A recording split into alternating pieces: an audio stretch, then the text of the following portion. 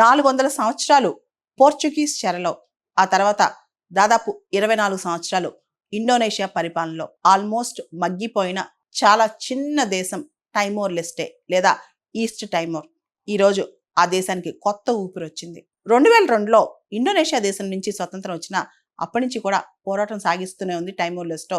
తన యొక్క స్వతంత్రత చూపించుకోవడానికి, తన యొక్క ప్రస్థానం మొదలెట్టడానికి, తన యొక్క ఆర్థిక వ్యవస్థ బాగుపరచుకోవడానికి చాలా కష్టాలు పడిందనమాట.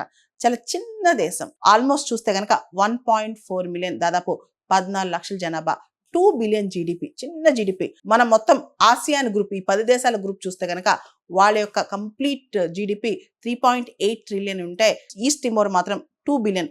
ఈ చిన్న దేశానికి ఈరోజు ఒక ప్రత్యేకత వచ్చింది. అదే ఈస్ట్ తిమోర్ లేదా టైమోర్ లెస్టే ఇప్పుడు ఆసియాన్లో 11వ మెంబర్గా జాయిన్ అయింది. సాధారణంగా ఆసియాన్ ఎక్స్పాన్షన్ అనేది చాలా కష్టం. 1999లో కాంబోడియా అప్పుడు ఆసియాన్లో జాయిన్ అయింది. ఆ తర్వాత గత 25 సంవత్సరాల నుంచి ఒక్క దేశం కూడా ఆసియాన్లో జాయిన్ అవ్వలేకపోయింది. 14 సంవత్సరాల నుంచి అంటే 2011 నుంచి కూడా ఈస్ట్ టైమోర్ కోరుకుంటుందన్నమాట, నేను ఏషియాన్లో జాయిన్ అవ్వాలని. 2022లో టైమోర్ లెస్టే లేదా ఈస్ట్ టైమోర్కి ఏషియాన్లో అబ్జర్వర్ స్టేటస్ వచ్చింది. ఏషియాన్ మీటింగ్స్లో పాల్గొనొచ్చు. అయితే ఫుల్ ఫ్లెడ్జ్డ్ ఏషియాన్ మెంబర్ రీసెంట్గా నిన్న డిక్లేర్ అయిందనమాట. మనం చూస్తే 47వ ఆసియాన్ సదస్సు మలేషియాలోని కౌలాలంపూర్లో జరుగుతుంది. దానిలో భాగంగా అఫీషియల్గా ఈస్ట్ టైమోర్ లేదా టైమోర్ లెస్తేని ఆసియాన్లో 11వ సభ్యదేశంగా ఆసియాన్ అంగీకరించిందనమాట. ఇప్పుడు ఈస్ట్ టైమోర్ యొక్క రూపురేఖలే మారిపోబోతున్నాయి. ఇక్కడ ఒక స్ట్రాటజిక్ మూవ్ కూడా మనం చూడొచ్చు అనమాట, మనం గమనించవచ్చు.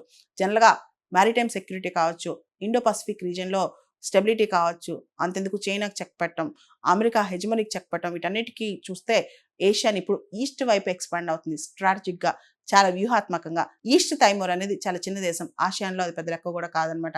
కానీ దాన్ని ఆసియాన్లో మెంబర్ కంట్రీగా తీసుకురావడం అనేది ఒక స్ట్రాటజిక్ మూవ్ అని చెప్పొచ్చు. 2011 నుంచి కూడా ప్రయత్నం చేస్తున్న ఈస్ట్ టైమోర్ 14 సంవత్సరాలు వేచి వేచి వేచి చూసి ఇప్పటికీ ఆసియాన్లో పూర్తి సభ్యదేశం అయింది.